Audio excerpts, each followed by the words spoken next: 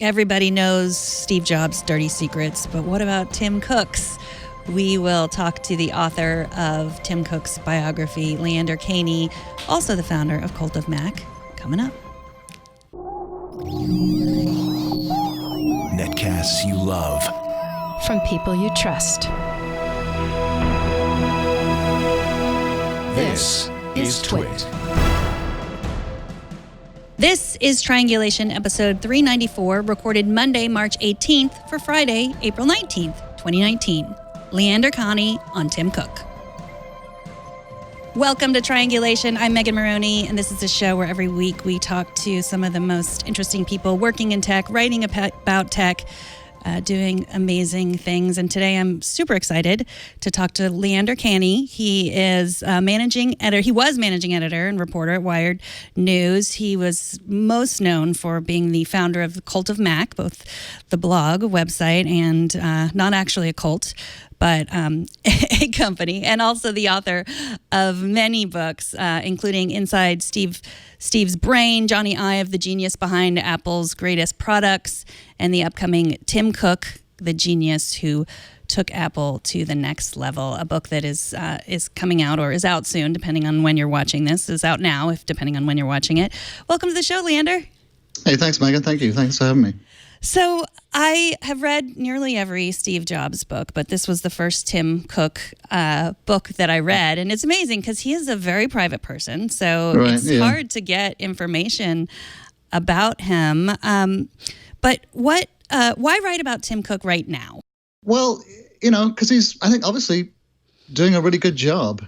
Although I know that's controversial. I was looking at some of the comments that people had on, some of the early publicity the book got so far, and there's a lot of skepticism. But, it occurred to me last year that now is a good time to write about Tim Cook, because I think the jury was out, for these first few years since he took over, and the prevailing narrative was that, he's just riding Steve Jobs' coattails. He took over this amazing company, and he has just managed, he's somehow managed not to mess it up. But when they became the first $1 trillion company, I mean, that was really a huge milestone. And I think hugely significant because it shows, that Tim Cook hasn't just taken over Steve Jobs' company, he's grown it massively. And I think it's too low a bar to say that he hasn't screwed it up. They're doing, I think if you look at all the things they're doing and all the areas they compete in, they're killing it. Apple is doing better than the market in PCs, with its computers. iPhone continues to be the best business ever invented. And the iPad, 2 new iPads were released today. That's doing amazingly well. It's an amazing business. Everything they do is doing really, really well. And I think a lot of it has to do with, with Tim Cook and his leadership. Yeah, I mean, you could look at it two ways. You could look at it that he's riding Steve Jobs' coattails, or that he had giant shoes to fit into, right. And he's done it really well. And I mean, you write that he didn't try to be Steve. That was his most important thing. Like that, I think that's one of the most important parts of the book. He was Tim, and that's who he was. And talk a little bit about who he was. We'll get into his childhood, and you write about that. But who he was when he was asked to step into Steve's shoes. Yeah, well, he was Steve Jobs' right-hand man, and had been for a number of years. And what I discovered, writing the book, one of the interesting things about Tim Cook is that almost, no one knew anything about him at all. And if you remember back to that time when Steve Jobs died, I think there had been maybe 3 or 4 major profiles of Tim Cook in his entire career before then, working for 30 years in tech, and he hadn't been profiled at all. I mean, he was completely a cipher. And I think this is one of the reasons why people were worried about Tim, because someone like Jony had a much higher profile. And if you remember that time, people were saying, well, Jony should be he's the genius behind all these products. He should be CEO. And I think that was mainly because he had a much higher he had a public profile, whereas Tim Cook had absolutely none. But Cook had been running Apple for Steve Jobs, for perhaps 5 or more years as the de facto CEO. When Cook came into Apple in the late 90s, as the head of operations, and he really tied it up and fixed Apple's messed up manufacturing operation. which included getting rid of its factories and outsourcing most manufacturing to outside partners like Foxconn. But he doesn't really get, and this is a huge thing, had a big deal, had a lot to do with saving Apple, but he doesn't get any credit for it. And then since then, Steve Jobs gave him a series of different jobs and different responsibilities, including being the head of the Macintosh division, being head of sales, running operations, and then finally becoming COO. And it was almost kind of like a CEO training behind the scenes. Jobs was giving him a bunch of different jobs inside Apple to train him up to be to eventually become the CEO. But because he got no press and because they never talked about it, it was a bit of a surprise, I think, to a lot of people when Jobs stepped down and named Tim Cook as his successor. And of course, Tim Cook didn't have much of a public profile, so people didn't really know what to think of him. They didn't know what. They just sort of took it for granted that Steve Jobs had made a good choice. But up until that point, really he hadn't had any press coverage, no profile, no public profile. No one really knew very much about him. And that was a challenge for writing the book because, there's not a lot of historical material to draw on. But, it became clear when I was researching it that he'd been, Jobs' right-hand man and one of the major architects of modern-day Apple, helping not only, build the company, but run it too. A major contributor to that.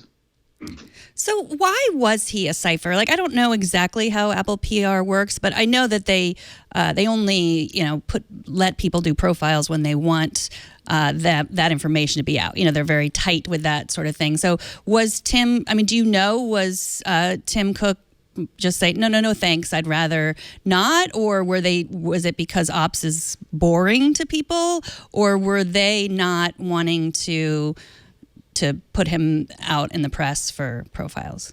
Yeah, it's because I didn't want to put him out in press for profiles. Apple's very, very secretive. It doesn't talk to the press at all, except when it has products to promote. They don't do, executive profiles. They don't talk at all about how the company works.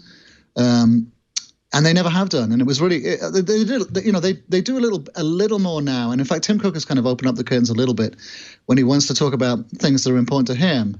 So they've done profiles on, say Lisa Jackson and Apple's environmental efforts under Tim Cook, which is a big difference to the way it was under Steve Jobs. But before then, Jobs would come out on stage a couple of times a year, introduce products. They might give, one background story about, their major new product that year, how that came to be. And that's about it. That's about all the press they would do. They definitely wouldn't allow reporters in to, report behind the scenes or do executive profiles or talk about what, someone like Tim Cook has been doing in the supply chain and how he built it up to be such a massive manufacturing engine.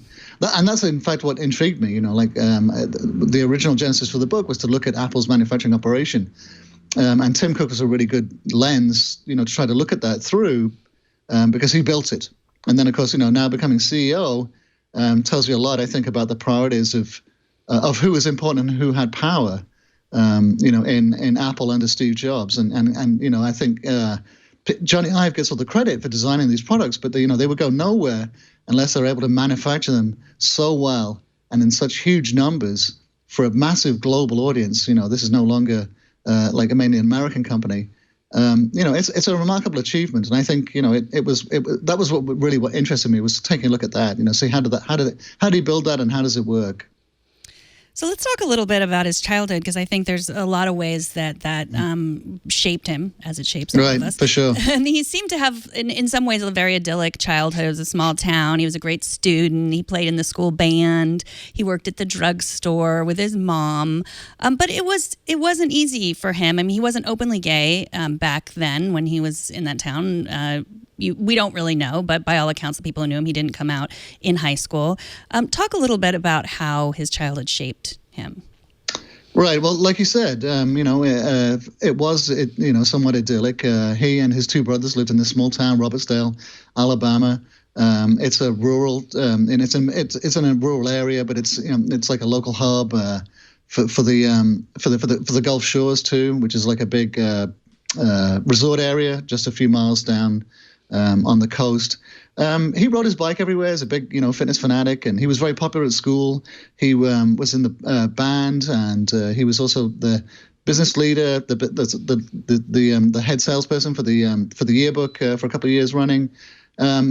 Excelled in his academic studies. Was voted very popular, and also like the top of his class.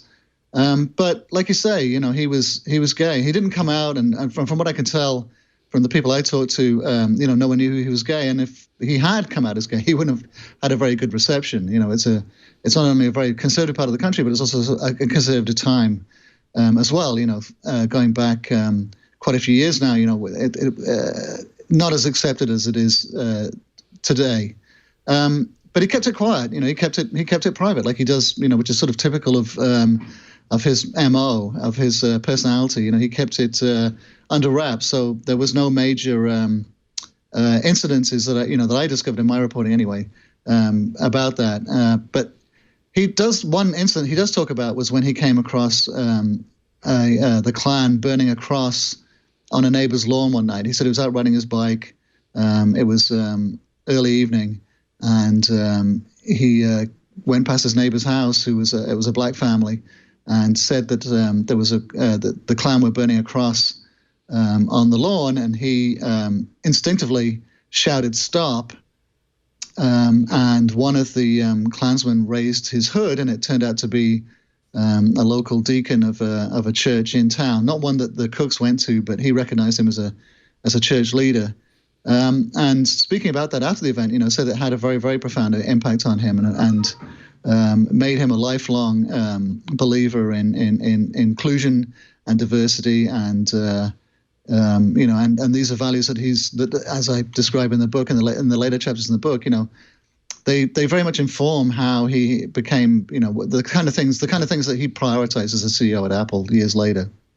You talk about how in high school he won a trip to D.C. and he met the segregationist George Wallace from Alabama, and how that had a great effect, sort of marred his trip a little bit, but had a great effect. Talk a little bit about that.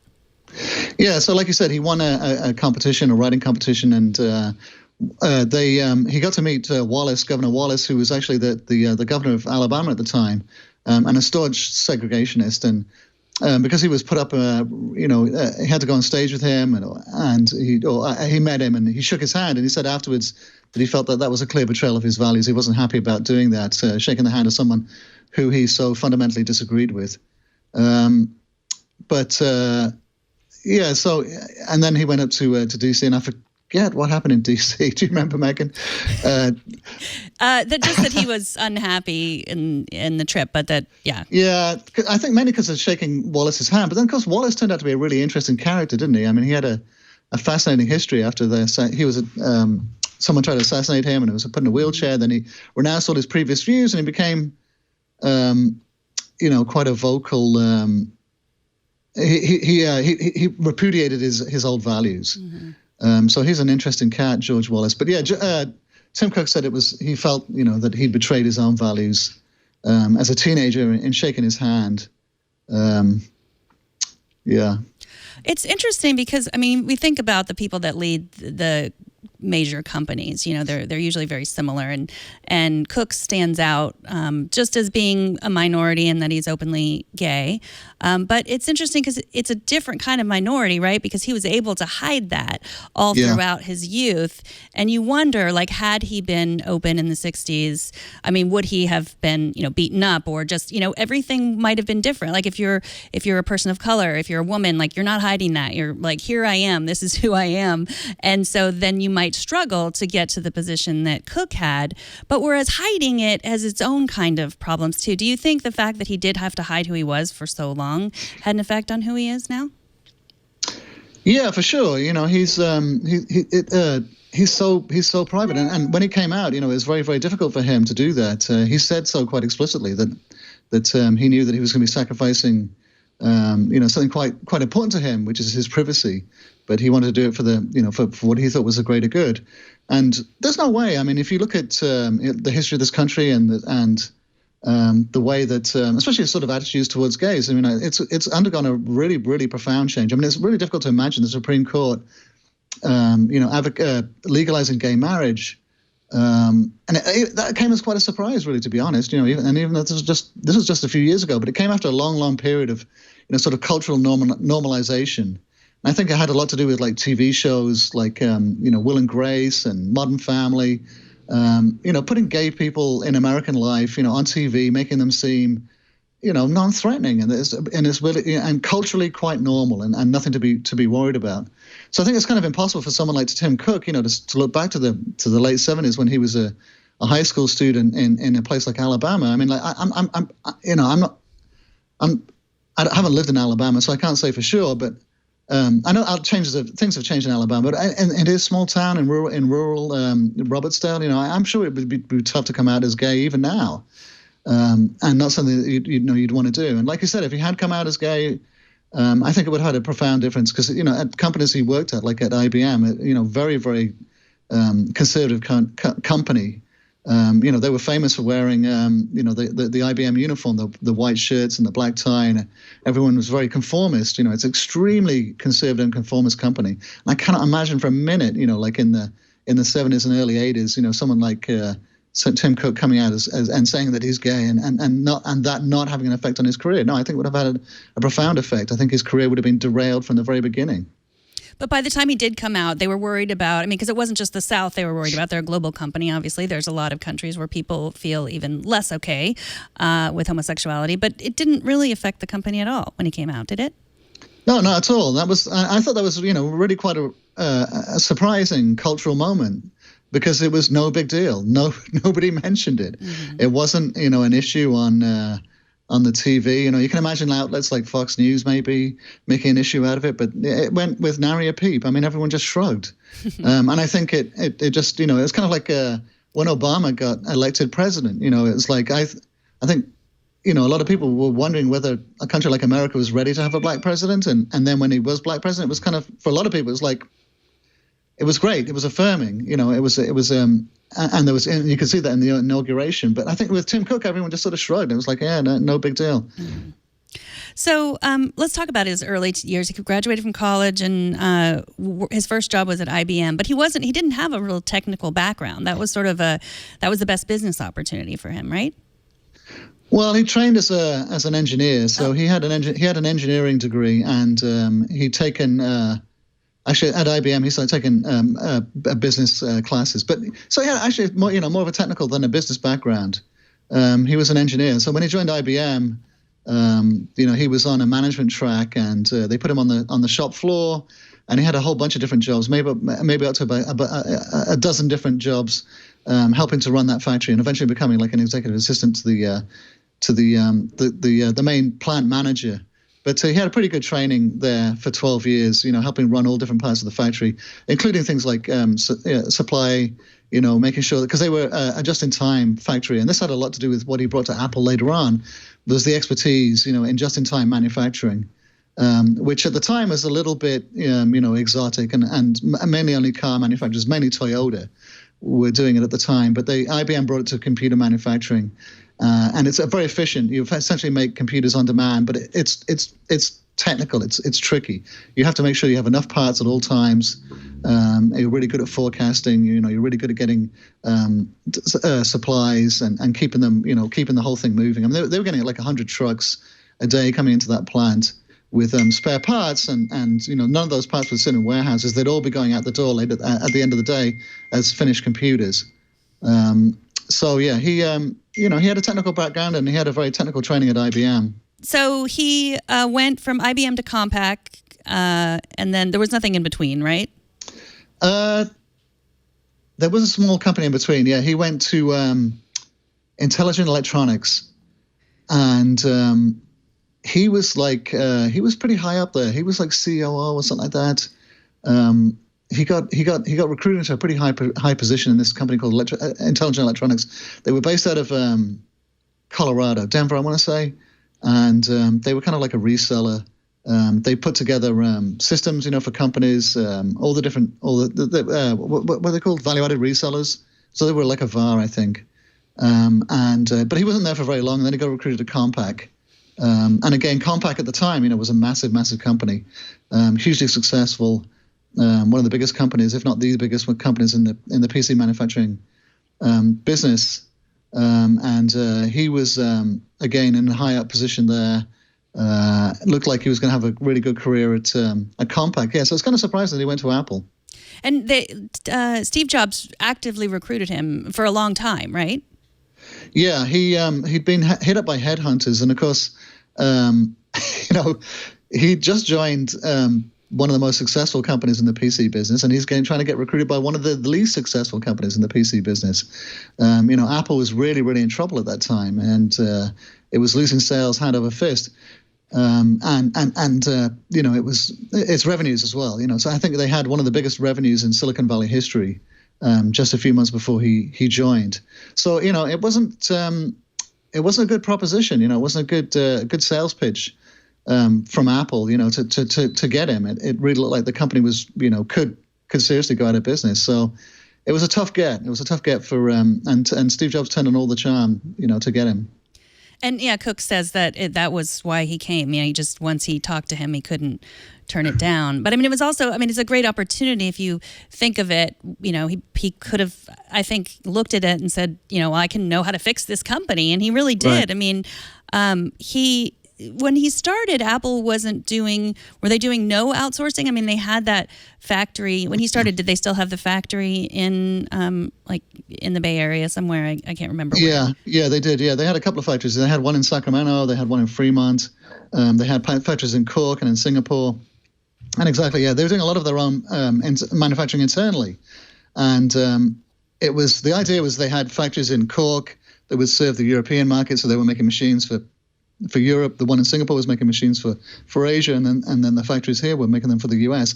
But it was so badly run that they'd often they do some partial assembly in Singapore, and then they'd ship the machines over here to California to have some parts put in them here in the States, and then they get shipped back to Asia to get sold finally over there.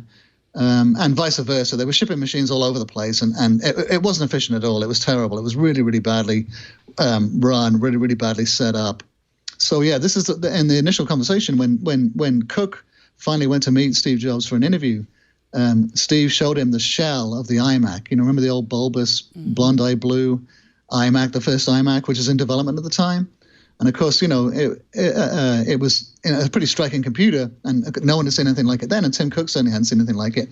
And he was just taken up with all the enthusiasm, Steve Jobs' enthusiasm for this machine, and like you said, he knew exactly how to fix the manufacturing operation. Apple had done some outsourcing then, but not. They've always done some outsourcing. They've done some outsourcing going back to the Apple II days. It's just I think it's a natural way that the supply chains worked and work now. They've done some outsourcing. They were doing some outsourcing with LG in Korea, just a little bit, but not too much. But Cook didn't outsource everything at once. He just outsourced more and more parts as it made sense, and as the outsourcing partners proved that they could do something really, really well. Then they got the contract, and so it was something that he built up over a period of time. But that was definitely where he was. He knew how to run a just-in-time factory. I think really that was really what his expertise was in doing, and that's what he brought to the iMac. So I understand the concept of a just-in-time factory, but what is the opposite of that? What were they doing before? Just warehouses full of MacBooks? Yeah.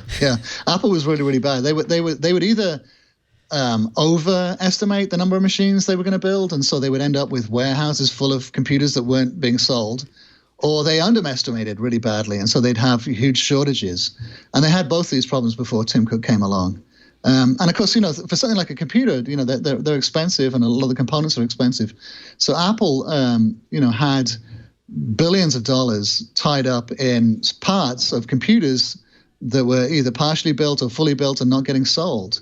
So all of that money, is a huge drag on its, on its books, and with a company like Apple that was having trouble selling, its machines in large numbers, in the numbers that it needed. This was sort of like existential kind of stuff, having a lot of its resources tied up in parts and in partially or completely manufactured computers that weren't being sold. So this is why it's super important for him to fix that, because it freed up a lot of money and a lot of resources for that Apple desperately needed at the time. You write about in 1998, there's a sort of incident shrouded in mystery where Cook apparently was responsible for sending tens of thousands of Macs to a landfill just to get rid of them, get them off their books, or talk about that, what you know about that. I know not much. I guess, yeah, it's all shrouded in secrecy, and I really did a lot of digging and trying to find out what happened, and there's only a couple of reports of it, but apparently they had a whole bunch of machines they couldn't sell, and so Cook made the order to, they'd be written off, and they ended up in a landfill up in Utah, I believe. And there was thousands of them. Yeah, so a lot of machines. It's completely antithetical to his image and his interest now, of being a good steward of the environment, and his interest in climate change and waste. They've been, they just announced that they managed to get all of their big manufacturing plants are now 100%. They don't send anything to landfill, nothing at all. So yeah, it's a big change. Yeah, he would be. I'm pretty sure mortified about that these days. When you say you did a little digging, you didn't actually do physical digging. No physical digging. No. I hope they have a nice big fence around that landfill, because I know some people would try to do some digging, and probably worth a lot of money. Right, for these old machines. Yeah. So right before Cook got there, you explained this, and I'm more probably in your Steve Jobs book. But when Steve Jobs took over, there were so many different. It was the Mac Performa. Was it the Mac Performa or the Apple Performa? It was the Mac Performa. But there were so many. There were just different numbers, and there was just so many different computers. And you write about how Jobs said, there was a flow chart to explain, and you said, well, if I can't understand it, he said, if I can't understand this, how do we expect regular people to understand that? Now, do you think, we're recording this on the day that Apple just announced 2 new iPads, and we expect more. Do you think that they're inching back to that stage where there's just so many things on the product line? Yeah, it can certainly seem like that. It's not as clean as when Steve took over. Like you said, Apple at the time was making not just computers, but it was also doing monitors and printers and what do you call those things? I forgot what they're called, scanners. The Newton handheld. Right. Almost everything that a company, the computer industry needed, Apple had a hand in. So it had lots and lots of products, and also a really confusing of computers. They had dozens of different variations, and Steve Jobs, really cut it back to just 4 machines, and he had this famous matrix, whereas 2 computers for professionals and 2 computers for consumers, and 1 desktop and 1 portable. So it was cut back to just 4 computers initially, which is the kind of thing you can only and Apple's, when he took that to Apple's board, they thought he was crazy. They thought it was suicidal. How can a company survive on just 4 products? And if any one of them is a failure, it could bring the whole company down. So it really was very, very risky. And if you look back on it, kind of like an amazing job that he did. They managed to pull that off and make that successful. Because they could have easily, and they almost did stumble a couple of times. The Cube almost sunk the company when that wasn't a success. So yeah, it's definitely getting back there. But the company's very different these days, and they have all these different iPads. But I was looking at someone had a spreadsheet on Twitter, and the important thing I think really is to hit all these different price points. Between the cheapest one I think is $299, the most expensive one is like $1,200, and they're hitting every sort of $50 price point. With phones, though, they are anyway. But and it's a little bit like that with the iPads, But they're hitting all these different price points, so everyone's got an entryway in. That's the most important thing. I don't think that it's not quite as confusing as it was back in the late 70s, the late 90s, sorry. But it's definitely a little more. It's not quite as pure as when Steve Jobs took over. But then again, it's a very different company, very different market, much more mature. I don't think it's quite, I don't think it's really disastrous yet. It's not anything to really worry about. So let's talk about Foxconn. That was a huge deal that Tim made. And a lot of people, when they hear it, they think Foxconn, horrible human rights. And, it is definitely different than what we know here, the way that they treat employees. But you write that it wasn't really about low low wages wasn't what made Foxconn help Apple in their successes. Talk a little bit about Foxconn. Sure, yeah. Well, Foxconn, I did some digging around, and I didn't realize this, but Apple's relationship with Foxconn goes all the way back to the Apple II, and Foxconn used to do some assembly for the Apple II, which is going back to the late 70s, early 80s. It's a very scrappy company. I mean, it was founded by Terry Gu, a Taiwanese entrepreneur. He borrowed some money. His parents were kind of middle class, well-to-do. He borrowed some money from them, and got into this computer assembly business, which is. He really rode the coattails of the PC industry as it took off, and most of his work was actually with companies like Dell and Gateway. Dell especially, I think, was their big partner before Apple came along. And Tim Cook, I think, I don't think they never had the plan to just to outsource everything, and it never really was about getting the lowest possible labor costs. It's always about expertise, and about them being able to do. To make these products, better than Apple can do it itself, really, to be honest. They've always had a very close relationship. Apple sends in tons of engineers, tons of designers. People like Jony Ive and his design team, they live for months in the factories, working out how the products they've designed get made, and made in huge numbers. And they have these massive, massive teams of engineers who know all, the different aspects of manufacturing. And it's a big job, to get like a product like the iPhone up and running. When they do a redesign, it takes 2 or 3 years just to design the factories, the product line, how they will go together in the factories. The manufacturing process takes 2 or 3 years to finalize. So they started doing it, bit by bit. Like I said, it started with the iMac. With the iMac was doing LG. They outsourced to LG, and LG was doing the CRT, the big the cathode ray tube, the screen of the machine, and they did such a good job of that they eventually got other parts of the contract, until eventually they were doing all of the assembly on that altogether, and then they took it to Foxconn, and Foxconn, they've built it up over the years. There's been a lot of talk about bringing manufacturing to the US, but would be very, very tricky. To do that because for many different reasons.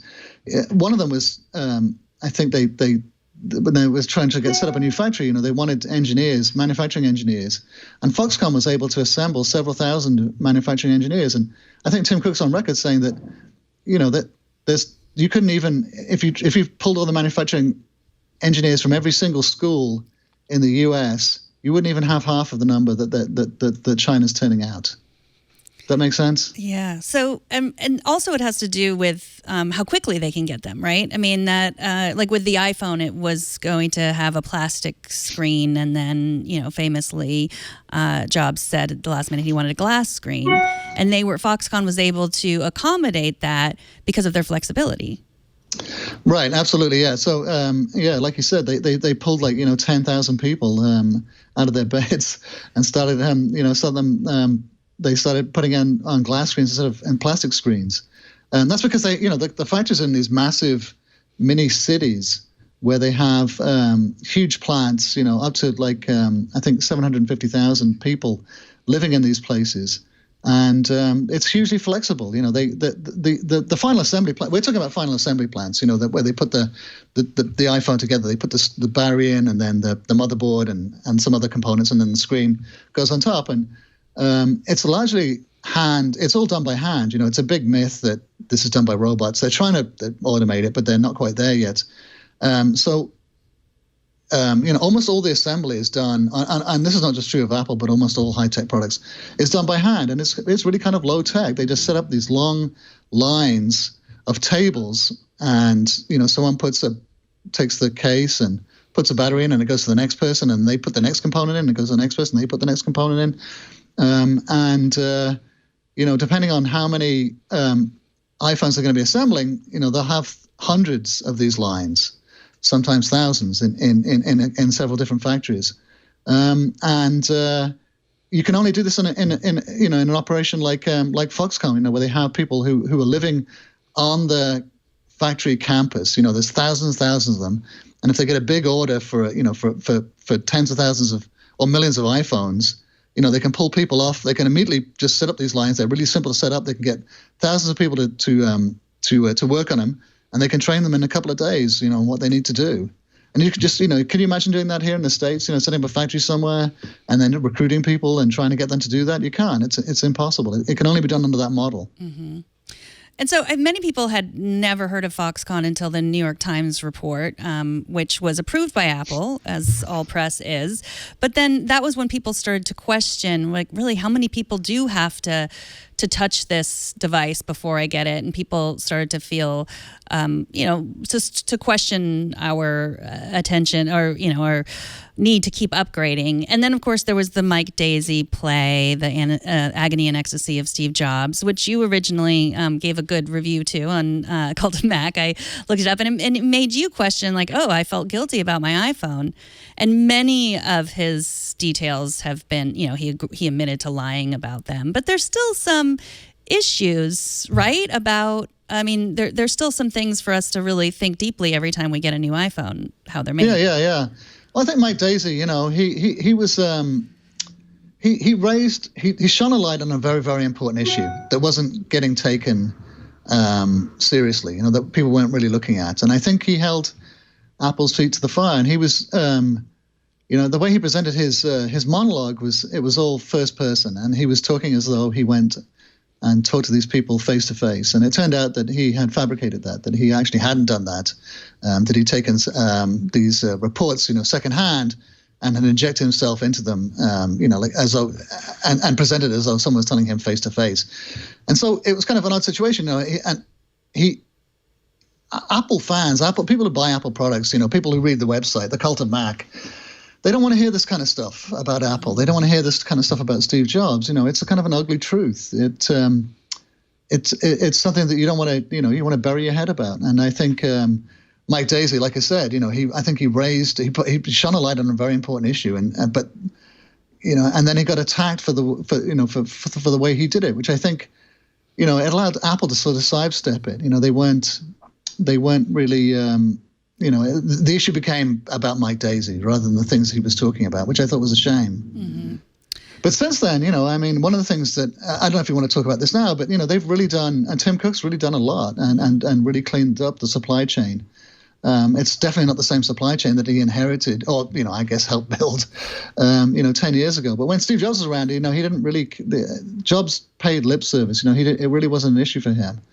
And I think Tim Cook, with his blue collar background, his background of working in factories, coming up through IBM, spending more than a dozen years on shop floors, it did matter to him. And I think he's made some really important changes, some really important reforms.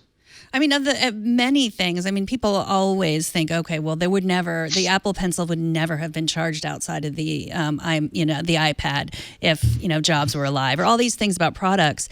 But I really wonder what would have happened if he had still been around in terms of this, because you write about in the book about how Cook worked with the Fair Labor Association. He was the first tech company to do that, and they audited the factories, and they did make a lot of changes.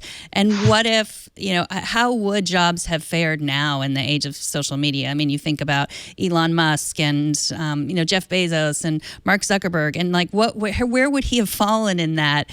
And because by all accounts, he kind of said whatever he felt like saying all the time, and people don't accept that so much anymore. Well, Steve Jobs, he's very disciplined, and I think he was the opposite of someone like Elon Musk. Jobs is never going to, take to his Twitter stream and start spouting, whatever came off the top of his head. He was much, much more disciplined. But how do we know he didn't use Twitter, really? Did he? I guess. Well, Twitter was around. Social media's been around for a while. And if you look at, Jobs only came out, his keynotes were really his forum for speaking to the public, and he would practice for months obsessively. Every single slide was pored over and agonized over. He didn't do anything off the cuff. He hardly even made any jokes that weren't rehearsed. Mm-hmm. In his product presentations. But the point about would he have cared about these issues? No, I don't think so. I think this is what's interesting about Tim Cook, and this is why he's one of the most important CEOs, if not the most important CEO that Apple's ever had, is because he's bringing these values and changing this massive corporation that I think was indifferent to these things. it was indifferent to the supply chain. It didn't, like Jobs, I think, was mortified that 12 people committed suicide and would loved how to, he'd loved that issue to have gone to bed. Like he did not like dealing with that and did not know how to deal with it and didn't deal with it. They made some changes, but the big changes didn't really come until after Jobs passed and Tim Cook took over. And then he really got serious about, enforcing Apple's supplier code of conduct, holding the suppliers' feet to the fire, cutting them off if they made too many infractions. They really got serious under Tim Cook, and it wasn't under Steve Jobs. Mm-hmm.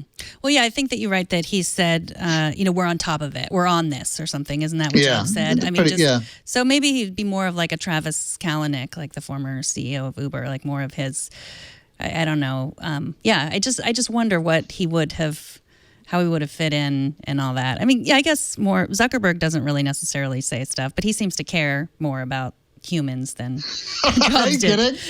You're joking, aren't you? No, I mean Zuckerberg's the opposite. He's a complete monster. He cares nothing about. He's a robot. I mean, he's much worse than Jobs. Jobs at least had some kind of, like empathy that was expressed through products, but Zuckerberg's far worse. I feel like he does, in his heart of hearts, believe that he's doing good. I don't think he is. I don't believe that at all. You don't think he believes that? No, not for a second. Not with Zuckerberg, no. Yeah. I don't think Zuckerberg's got I think he likes to stick his name on a hospital and pay $75 million to do that, and sort of do these things that are doing lip service. But like his recent, the whole pivot towards privacy is because that's what, it's another rip-off of Snapchat. They're copying Snapchat's business model again. And it's clear that, people want more, that young people aren't using Facebook. They're abandoning it in droves for things like, for these more private social communication channels. So he's just responding to the market. I don't think he's not doing this for the good of humanity at all. Yeah, I guess you're right. I guess his robot act fooled me. And I think Steve Jobs, where Steve Jobs fits into that. And I mean, Jobs was a very odd, he's such a fascinating character, so full of so many contradictions, because he really was a bastard. And he really was a sociopath. He really didn't care for people, even people in his own life. Look at it. Look at the terrible account from his own daughter and how she was treated. I mean, she was treated like an accessory, like a pet. She wasn't treated like a human being. He didn't really have that in his heart, and he was just sort of incapable of that. He was a sociopath. Well, I don't think that Zuckerberg is a sociopath. I guess that's what I'm saying. Like, he seems to be think he's doing good and want to do good and also keep the bottom line. Well, Jobs was able to do good through his products, oddly, right? I think, Apple products, he had a look at, I mean, they're remarkable things. They people accuse them of being too expensive and too well designed and sort of elitist and kind of, aspirational, but they're not really. I think, like the genius of Jobs' products going all the way back to like the Apple II and the Mac, was to democratize this high technology. They really were for the masses. They were for regular people, and that's why he insisted so much on simplicity, on one-button mice, and all that kind of stuff that drove people crazy. But you could walk, a kid could walk up to it, a grandmother, a teacher, anybody. I remember getting the first iPhone, and my kids grabbed it, and they had it worked out in a few minutes, and they were showing me all this stuff you could do. It's so intuitive. You don't need a manual. You don't need someone to show it to you. You just pick it up and you play with it, and it's. And it's obvious what it does, even if it's something as new as like a multi-touch smartphone, and that was his genius, That was, and he had real empathy. That was like that does take crazy empathy, a real a very emphatic mindset that wasn't borne out in the way he treated people at all. So odd and contradictory. He's such an interesting person. But anyway, to get back to Tim Cook, I mean, I think Tim Cook, he's an unlikely person to make. He's making Apple a very, very progressive company. And he's doing all the things that I think people used to project onto Steve Jobs. I mean, Steve Jobs was like a hippie, he's California hippie, long hair, super good looking. He dated rock stars, he was had weird diets. He seemed to be the epitome of, the sort of like California left coast cool. And yet the company he founded and ran was, it was like a big, really kind of ruthless money-making machine. And it really didn't do much for the environment or for, inclusion, diversity, education, the supply chain. And these are things that have really changed under Tim Cook, the last few years, quietly and really quite remarkably. He has been turning Apple into this vessel for making some quite important changes, I think, in the way that American, people, that companies like as big as Apple do business and do things like make products. They're running on 100% renewable power is big and important. I think a really big and important change. So one big moment in his career has to be San Bernardino, the privacy encryption debate, which, as you write, they were really just waiting for. They knew this would happen. The encryption problem started with iOS 8, and they had, the police had already talked to Apple and said, we want you to be able to open these phones in general. And Cook had said no. And then here was this case where people had died, and the person with the iPhone, the terrorist with the iPhone, had died and had an iPhone, which I think is rare for terrorists in general. And so this was the perfect storm. Talk a little bit about how Cook handled that big encryption case. Yeah, they got a writ from a court down in San Bernardino asking them to work with the FBI to create a special version of iOS that would bypass the number lock on the home screen lock. And Apple and Tim Cook, refused. They were worried that creating such a thing would become like a Pandora's box. It would become like once they created such a thing, they wouldn't be able to control it. They were worried that it would be able to get out in live and undermine everyone's security. So Tim Cook, when they got this writ, he and half a dozen others, as I detailed in the book, I talked to Bruce Sowell, the Apple's chief lawyer, who was in the room at the time, and they had this emergency council. And they immediately realized that this was sort of, could be a really serious threat to Apple and their stance. Their stance to take this stance and say that, no, we won't work with the FBI was really, really risky. They didn't want Apple to be portrayed as siding with terrorists, but they felt that there was a more important issue at stake, which is to maintain the security of everyone's devices. And the privacy of everyone's devices, and that is, was a far more important point than bending over backwards to accommodate this one particular investigation. And so, it's a point of principle that I think, initially, the public was against them. Donald Trump, who was a candidate then for the presidency, made a couple of speeches where he attacked Tim Cook and Apple for not working with the FBI and painted in very sort of simplistic terms, sort of saying that they're siding with terrorists, they're not helping law enforcement. Whereas, the real point was a far more complex. And, for the next 6 weeks or so, Apple went on to, and Tim Cook, did a very determined public education campaign to try to tell people why they were doing this, why it was important that people have privacy and security and that they should provide a backdoor to law enforcement. And I think they did a really good job. There was one pivotal point when he went on ABC and gave a big interview to ABC. And that, I think was the first time that people really sort of saw Tim Cook. I think it was one of his first really, really big interviews. And they saw that, he was a thoughtful and competent leader of a big company, and that his principal position was really defensible. And I think, and eventually they prevailed.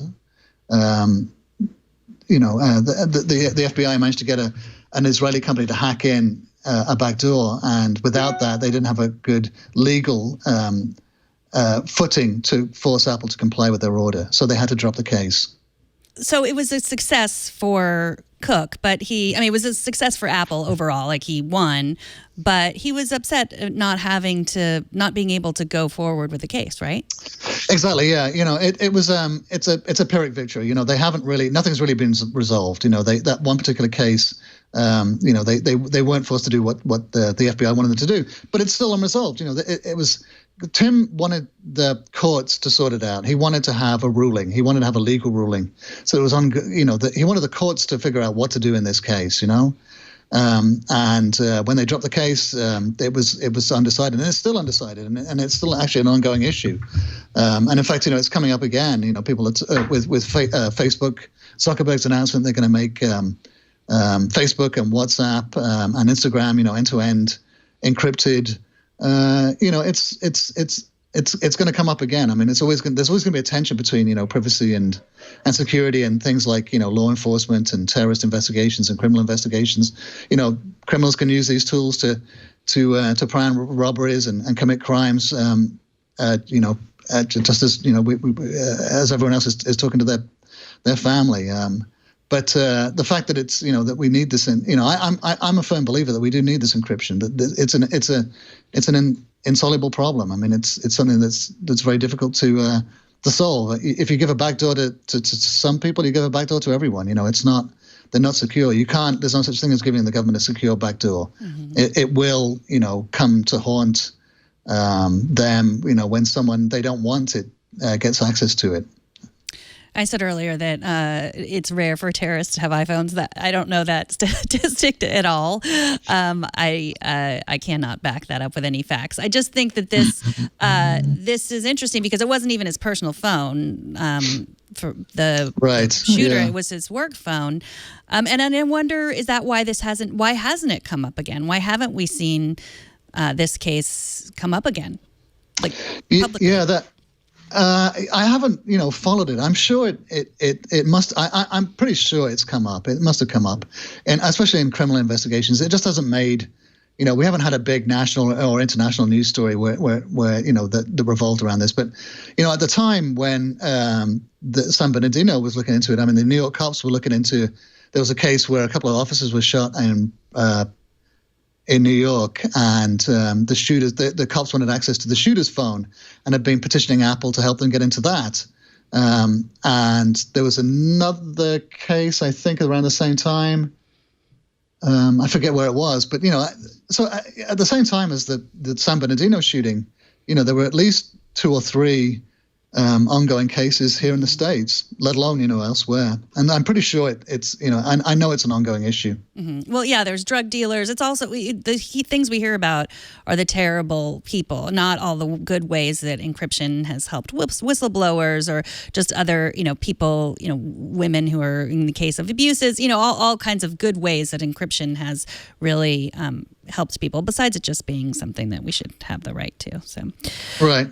So diversity, accessibility, environmental issues. I mean, Cook has been on the forefront of all of those and really pushing and showing that a successful company can also do those things. Talk a little bit about the $1 trillion valuation and who is that? It took place under Cook's reign, I guess. I mean, is he who we should really thank for that much money? The company should thank. I'm not getting that much money. Yeah, well, shareholders. Yeah, shareholders should thank for that. Yeah, absolutely. Tim Cook has now introduced more iPhones than Steve Jobs introduced, and since he took over, the stock has more than doubled, and the revenue has also more than doubled. And people were saying, around the time when he took over that Apple was already big and that he was going to have trouble with the law of big numbers, to make any kind of significant increase on a company that's making, $80 billion every quarter, you've got to sell a lot of iPhones. You've got to sell a lot of products, to make any kind of dent on that. And yet they have, they continue to grow everything. They had that first stumble this last the holiday quarter for last year, the end of 2018, when they sold fewer iPhones than they expected in China, and they took a hit on their earnings then.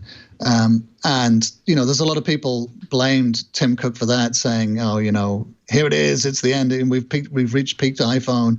The run is over." And it was significant, because it's the first time in more than 10 years that they've there was actually a decline in sales. It's been growing and growing and growing every quarter, every year. But it's still, it's the best. Someone described it as the best business ever made. They've sold so many. It really has been not just technically, but culturally transformative. Who doesn't have a smartphone? The smartphone is the people's computer, and if it's not an iPhone, it's a pale ripoff of an iPhone. It's an Android phone, right? So it really has been transformative. And Cook, I think he was the major architect of the manufacturing operation that turned it into such a behemoth, and he's continued to grow it at a massive way since then. And I think people sort of, they don't give him credit for that. It's kind of strange. They think, oh yeah, it was all Steve Jobs' idea and he did all the work and Tim's just riding his coattails. But he was not only an architect of it in the first place, but, so growing it to this size is no mean achievement. Well, we only touched the basics in your new book, and I highly recommend that if anyone's interested, because it really is not stuff that you can just find out there, because he hasn't done any major profiles, and it is just the way that you put all the pieces together. It's a great book. Tim Cook, The Genius Who Took Apple to the Next Level, by Leander Kahney, and also founder of Cult of Mac. So you can find the book wherever books are sold, and there's also an audiobook. Yes, yeah, there is, yeah. Do you read the audiobook? No. It was done by a professional. Great. Thank you so much for joining us, and you can also check out all of Leander's other books online. Thanks so much for coming on. Thank you, Megan. Thanks so much. And thank you for joining us. Every week we record Triangulation around Friday, usually Fridays. Sometimes other days. You can subscribe whenever and get it whenever you want to get it on you can watch or listen, whatever way you get podcasts, we will be there. And we'll see you next week on Triangulation.